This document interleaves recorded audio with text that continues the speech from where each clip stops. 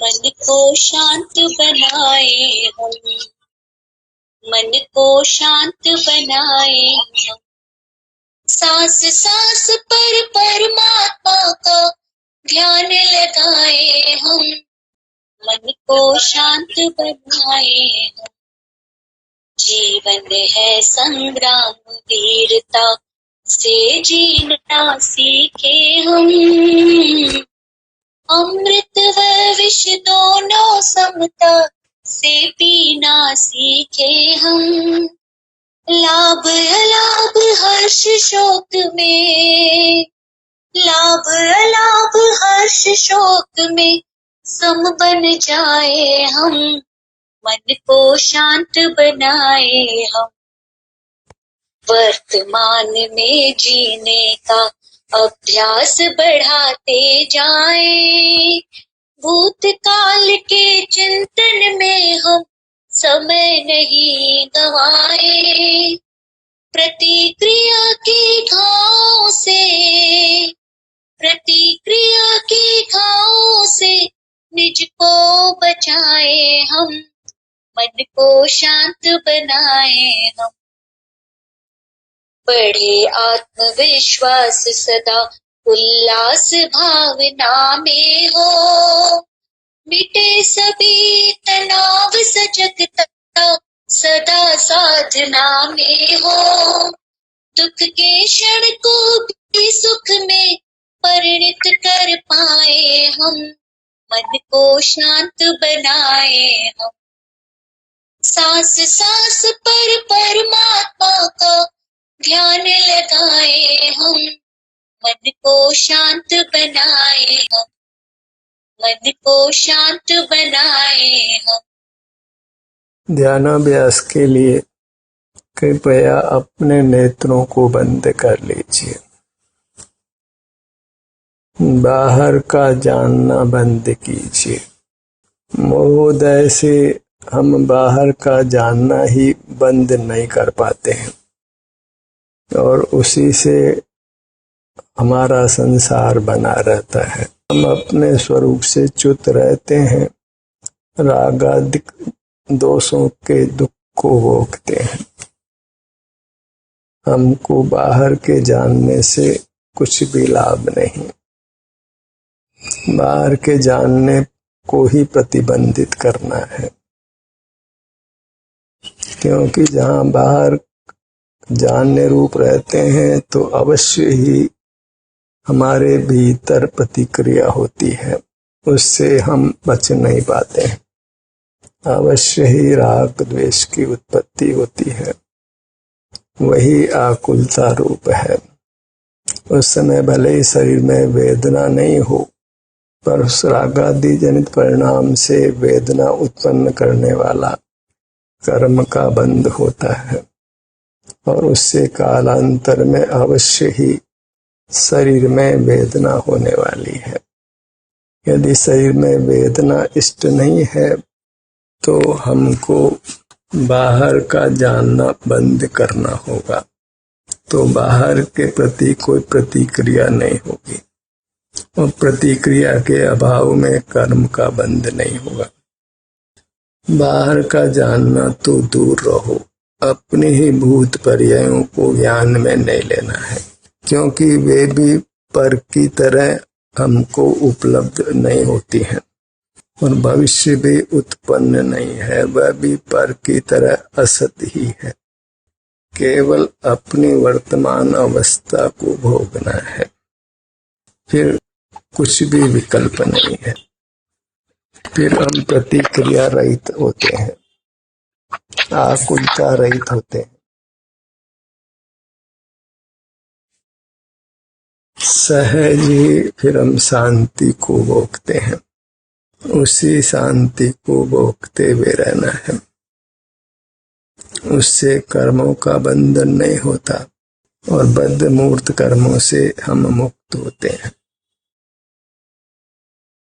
अपना कितना समय हम बाह्य जगत को जानते हुए रहते हैं, इस पर बराबर नजर रखना है, तभी हम बाहर के जानने पर रोक लगा सकते हैं।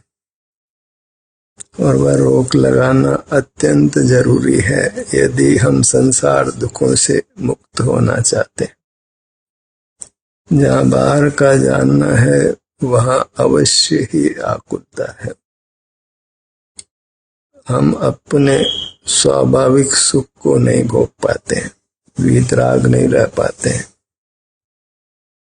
और रागादि रूप प्रवृत्ति हैं तो कर्म का बंधन होता है और उसी से हमारे संसार की रचना होती है। बाह्य जगत को जगत में रहना देना है, उसमें हमें प्रवेश नहीं करना है। जो जैसा जगत है वैसा रहने दो, उसको करना भोगना तो दूर रहो, उसका स्वामी बनना तो दूर रहो, उसको जानना भी नहीं है। सकल दुखों का मूल बाह्य जगत के जाननहार बनना है और उसी को प्रतिबंधित करना कठिन होता है क्योंकि हमको उसी का अनादि से संस्कार है। जहाँ बाहर का जानना है तो वहाँ बाहर से लाभ आने का, सुख दुख का विकल्प हुए बिना नहीं रहता है। फिर पर पदार्थों को हम सुख दुख का कारण माने बगैर नहीं रहते हैं। उनको लाने हटाने का विकल्प हुए बिना नहीं रहता है और इसी प्रकार हम बहिर्मुख रहते हुए अपने स्वरूप से च्युत रहकर दुख भोगते रहते हैं। और ये हमारी ही गाथा नहीं है, सारे संसार के जीवों की ऐसी ही गाथा है। सारा संसार ही बहिर्मुख रहकर दुख भोग रहा है। ऐसे बहिर्मुख प्राणियों को देखने से हमारा कुछ भी हित नहीं हो सकता है और कोई अंतर्मुख भी हो तो उसका अंतर्मुख परिणाम हमारे उपयोग का विषय नहीं बन सकता है। वास्तव में तो अन्य जीव कैसा सुख दुख भोग रहे हैं वह कभी हमारे अनुभव में नहीं आता है। ध्यान में स्थित जीव को कैसा सुख हो रहा है इसका हमको अनुभव नहीं होता है, तो उस अनुभव के बिना हम उससे कुछ प्रेरणा भी ग्रहण नहीं कर सकते। यही कारण है कि ध्यानस्थ प्रतिमाओं को देखते हुए भी जीव ध्यान के स्वरूप को समझ नहीं पाते। बाहर देखने से कुछ भी हित सिद्धि नहीं है। हमको अपनी वर्तमान अवस्था को ही भोगना है, वही अपने को भोगना है, पूरी तरह सिमट जाना है। आज तक एक भी जीव सिमटे बिना मुक्त नहीं हुआ, दुखों से छूटा नहीं है, सुख को पाया नहीं है। अपनी मूर्त तक ही सिमटना है, कुछ बाहर का जानना नहीं, उसको प्रतिबंधित करना है। उसी का नाम संयम है। लोग उपवास करते हैं, तीर्थों पर जाते हैं, केवल बाहर के जानने को ही प्रतिबंधित नहीं करते। नाना पदार्थों का ग्रहण करना बंद करते हैं, जीवों की रक्षा के लिए नाना उपाय करते हैं, उसको आवश्यक भी मानते हैं। बस अपनी मूर्त से युक्त रहना है और बाहर का कुछ भी जानना नहीं है, ऐसा निर्धार नहीं करते हैं। बाहर की दुनिया से जुड़ना नहीं है, तो फिर समग्र व्यवहार को ही छोड़ना पड़ता है। जीवों की रक्षा का विकल्प भी छोड़ना पड़ता है, जीवों के उपकार का विकल्प भी छोड़ना पड़ता है। केवल सिमटना है और कुछ शब्द का व्यवहार नहीं, कुछ अंक का व्यवहार नहीं, कुछ बाह्य पदार्थों को पाने का विकल्प नहीं। बस अपने मुहूर्त तक सिमट कर बाहर के जानने को बंद करना है। ये दोनों ही कार्य संसारी प्राणी प्राय नहीं करते हैं।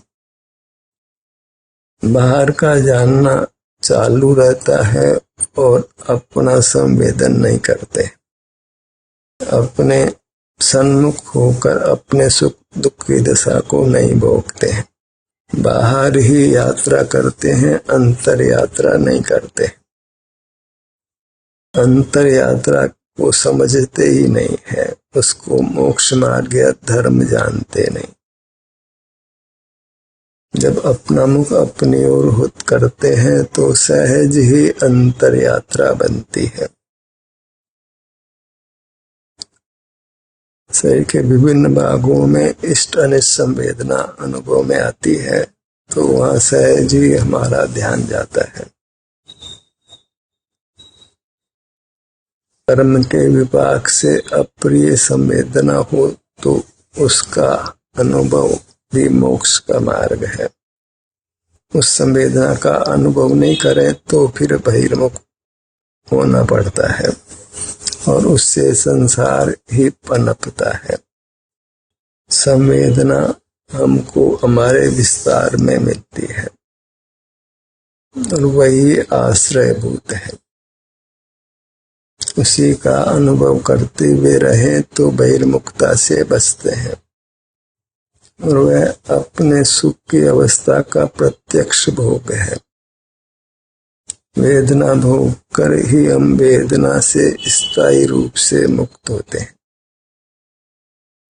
और फिर पूर्ण सुख व्यक्त होता है जो स्थायी भी रहता है। शरण केवल अपना विस्तार है, अपने शारीरिक सुख दुख की दशा है, क्योंकि उसी का अनुभव वेदन होता है। कर्म के संबंध से वेदना अनुभव में आती है और कर्म का संबंध नहीं हो तो सुख अनुभव में आता है। उसमें भी हमारा कुछ कर्तृत्व नहीं है। जैसी भी दशा कर्म के संबंध से या कर्म के अभाव से होती है उसका अनुभव स्वमेव होता है।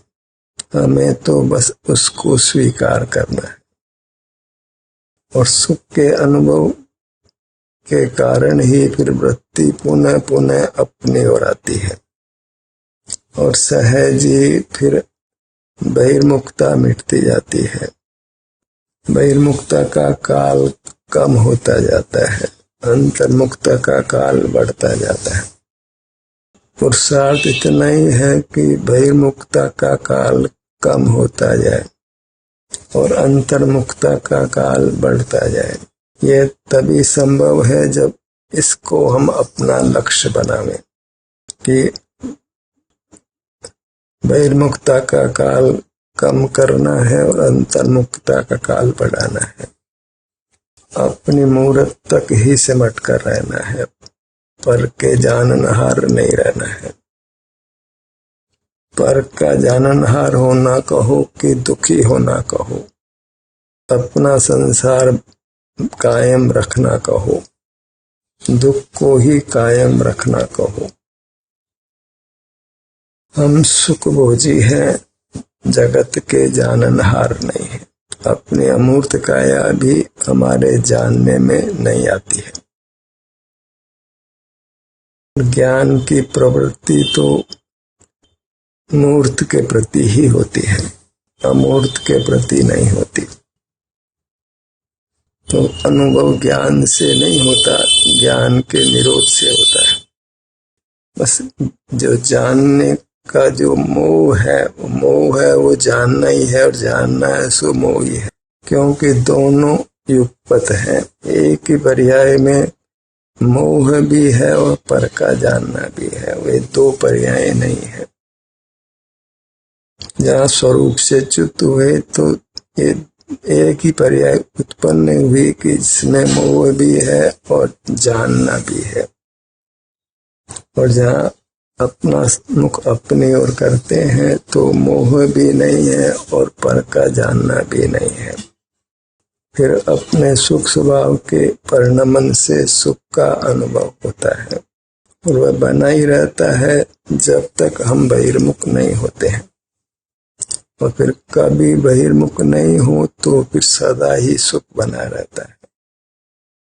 परमात्मा कभी भी बहिर्मुख नहीं होते। आगे कभी बहिर्मुख नहीं होंगे।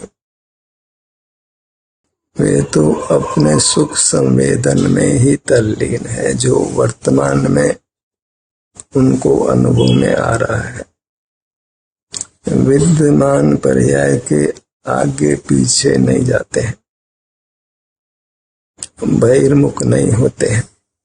बहिर्मुख नहीं होना है और अपने भूतकाल का स्मरण नहीं करना है, भविष्य का विकल्प नहीं करना है। कल क्या होगा, ये विकल्प ही हमको स्वरूप से च्युत करता है, मोक्ष मार्ग से दूर करता है। क्या हो गया था, ये स्मरण भी हमको अपने स्वरूप से च्युत करता है, मोक्ष मार्ग से दूर करता है। जहाँ अपने ही भूत भविष्य की पर्यायों को नहीं जानना है, तो पर के जानने की तो कोई बात ही नहीं है। केवल अपने सन्मुख होकर विद्यमान अवस्था को भोगना है, यही सिमटना है, यही संवर है, यही मोक्ष का मार्ग है, यही चरित्र है, यही धर्म है। अपने स्वरूप में आचरण करना, स्वरूप तक ही आकर सुख भोगना है, क्योंकि सुख का निवास अपने स्वरूप में है, अपने सिर से पैरों तक है। इसके बाहर न सुख होता है न दुख होता है। यही वैश्विक सुख दुख होता है, यही शारीरिक सुख दुख होता है। आत्मिक सुख दुख के लिए हम शारीरिक शब्द का ही प्रयोग करेंगे, क्योंकि वह सुख दुख हमको शरीर में ही अनुभव में आता है, भले वह आत्म प्रदेशों के शरीर में हो, पर अनुभव ऐसा ही होता है कि शरीर में आराम है या वेदना है। इस अनुभव के बल पर ही हमको आगे बढ़ना है। अपना मुख अपनी ओर करके शरीर में जो भी शारीरिक सुख दुख की अवस्था है, उसको प्रीति से भोगना है। कुछ भी लाना हटाने का विकल्प नहीं करना है। वर्तमान में जो भी स्थिति है, वही हमारे को अमृत रूप होने वाली है। उसका अनुभव ही हमको मोक्ष देने वाला है। पर्याय स्वमेव उत्पन्न होती है, हमको उसको करना नहीं है। जैसे गाड़ी चल रही है, उसके नीचे चलने वाला कुत्ता ये समझे कि मैं गाड़ी को चला रहा हूँ। सारा विश्व परिणमनशील है, परिणमन के बिना नहीं है। तो जगत के हम किंचित भी करता नहीं है, और हम अपना मुख अपनी ओर करें तो सुख का परिणमन भी स्वमेव होता है। हम उसको करते नहीं हैं, भले ही उस परिणाम की उत्पत्ति हमारे भीतर से ही हुई है, तो भी विकल्प पूर्वक हमने उसको नहीं किया है।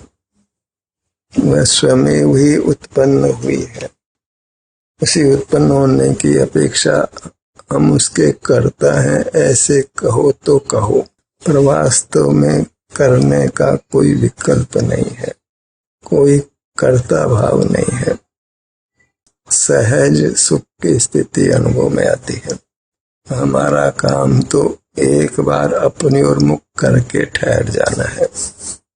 कदाचित तीव्र महोदय से बाह्य विषय का स्मरण हो या जानना हो, तो त्वरा से जितना शीघ्र हो बाहर से अपने को छुड़ाकर अपना मुख अपनी ओर कर लेना है, बाहर को छोड़ देना है। बाहर को छोड़ना माने संसार को छोड़ना। बाहर संसार है और भीतर मोक्ष मार्ग और मोक्ष है। संसार रूप परिणमन भले ही हमारे भीतर हो, पर वह सब कर्म के संबंध से है, और कर्म का संबंध मिटने पर वह कोई परिणाम होने वाला नहीं है। अपने मुखमंडल को लक्ष्य में लीजिए।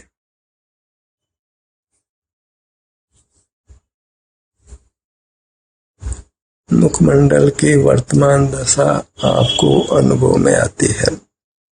वह वर्तमान दशा का अनुभव ही अमृत रूप होता है, हमको अमर करता है, परमात्मा बनाता है। तो भूत भविष्य में नहीं जाना है और पर के सन्मुख नहीं होना है। सिर का भाग जब आप सिमट जाते हैं, अपने विस्तार तक ही सिमट जाते हैं, तो आप निराकुल होते हैं।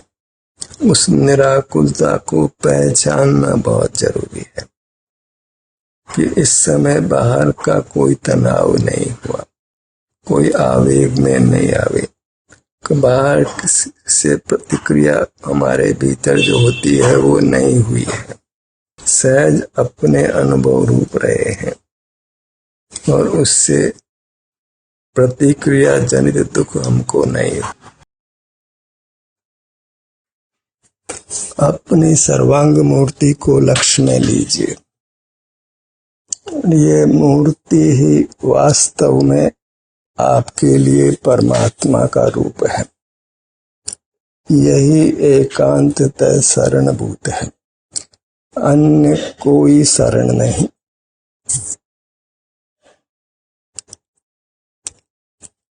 अन्य सब अशरण है, उनके आश्रय से विकल्प ही होता है।